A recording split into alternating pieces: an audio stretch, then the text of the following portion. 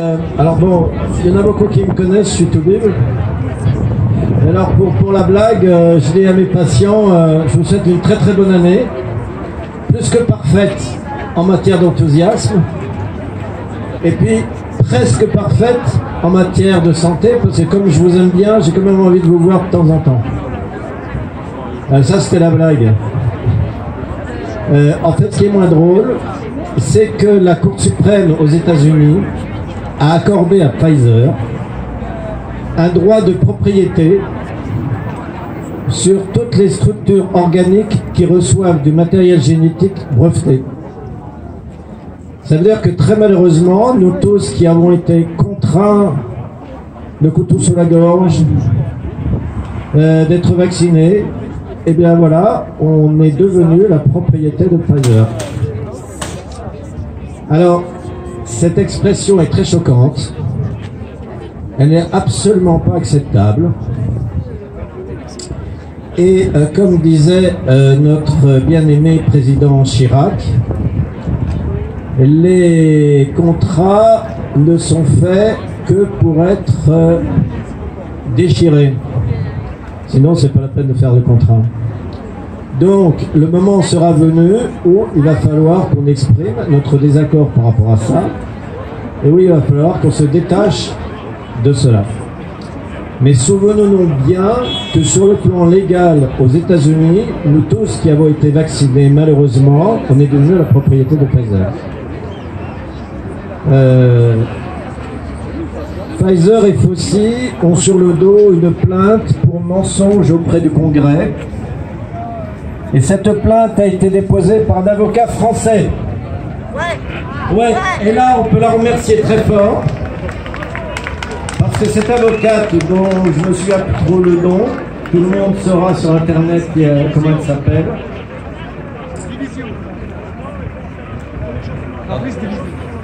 Non. Elle a constitué un dossier suffisamment solide et costaud pour que les juridictions américaines retiennent le dossier pour instruction. C'est un fait qui est assez rare aux États-Unis quand des personnes étrangères au pays déposent des plaintes. C'est assez rare que les plaintes soient retenues comme instruisibles aux États-Unis. Donc, on peut tous espérer que cette plainte aboutisse et vienne nourrir toutes les autres plaintes qui ont été déposées sur le territoire américain contre Fauci, Bill Gates, etc. Alors,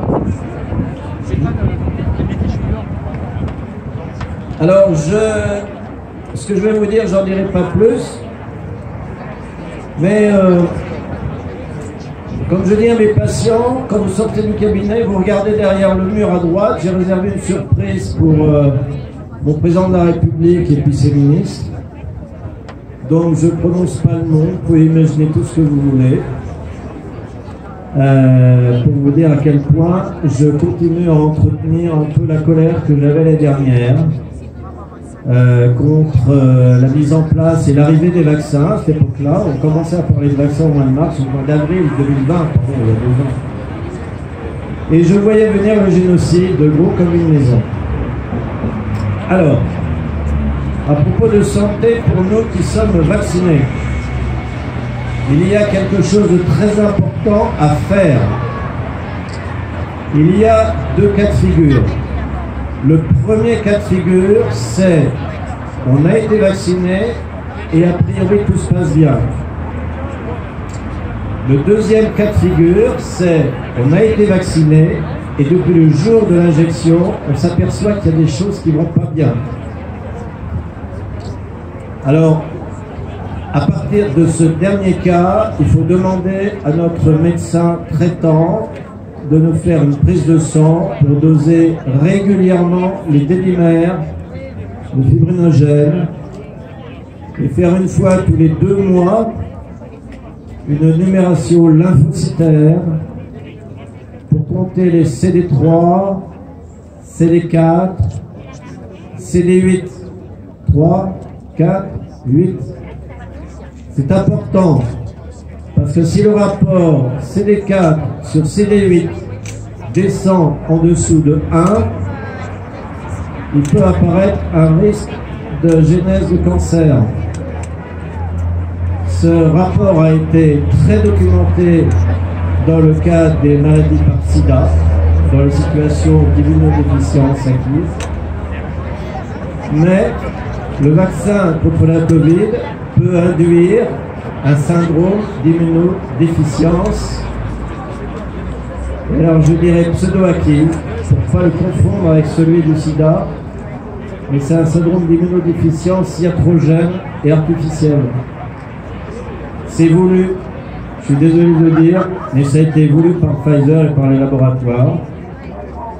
Et c'est le fruit des gains de fonction qui ont été travaillés en collaboration avec les Américains et les Chinois. Je ne sais pas qui a initialisé cette recherche. Pour le moment, on ne sait pas encore. Tout ce qu'on sait, c'est que cette recherche a été faite à Wuhan. Tout ce qu'on sait, c'est que les premiers cas officiels de Covid ont été décrits à Wuhan.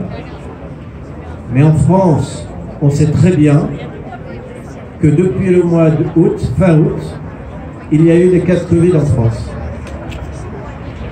Ce fait m'a été rapporté par des patients qui l'ont vécu.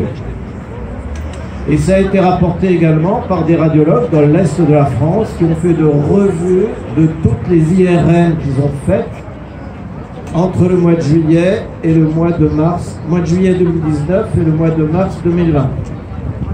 Ils se sont aperçus que les images qu'ils voyaient sur certaines pneumopathies atypiques étaient des images de Covid.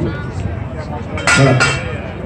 Donc, j'ai commencé à vous parler en vous disant le statut juridique que l'on a, nous vaccinés, par rapport au vaccin, fait de nous des objets de Pfizer. Mais notre conscience, personne ne détruira notre conscience. Personne n'avidera notre liberté. Personne ne détruira nos âmes.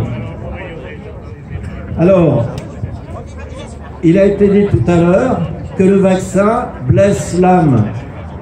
C'est exact.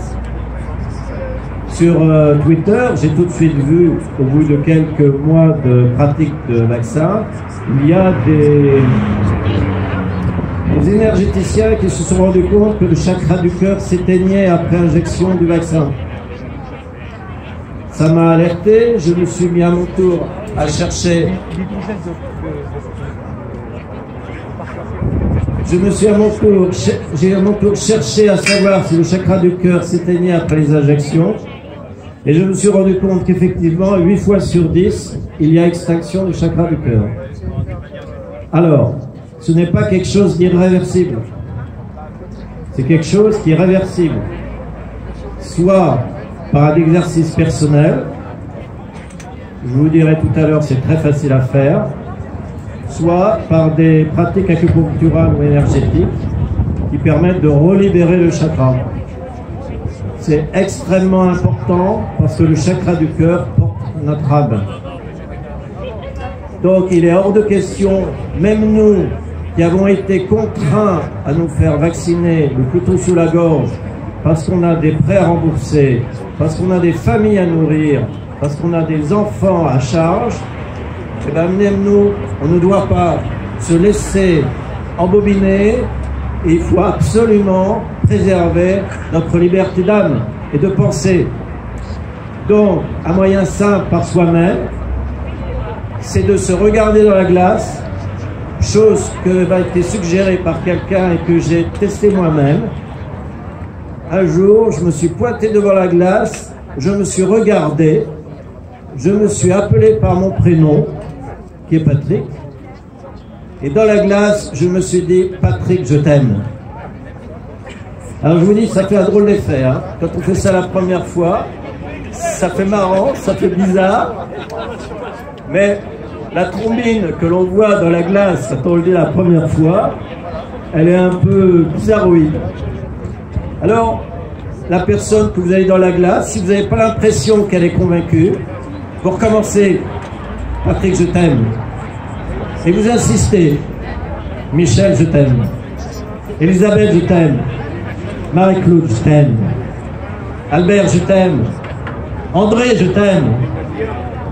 Et une fois que vous avez fait ça 3 fois, ça suffit. Hein. Parce que vous allez voir, les paupières vont s'illuminer, vos narines vont s'écarter, vos oreilles vont frétiller, et comme on dit en acupuncture, les orifices de la face vont s'ouvrir, et ça va vous relier avec l'univers à nouveau.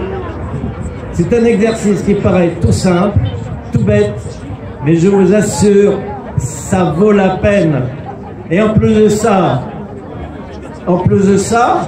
et vous n'allez pas me croire, hein, c'est remboursé par la Sécu. Hein.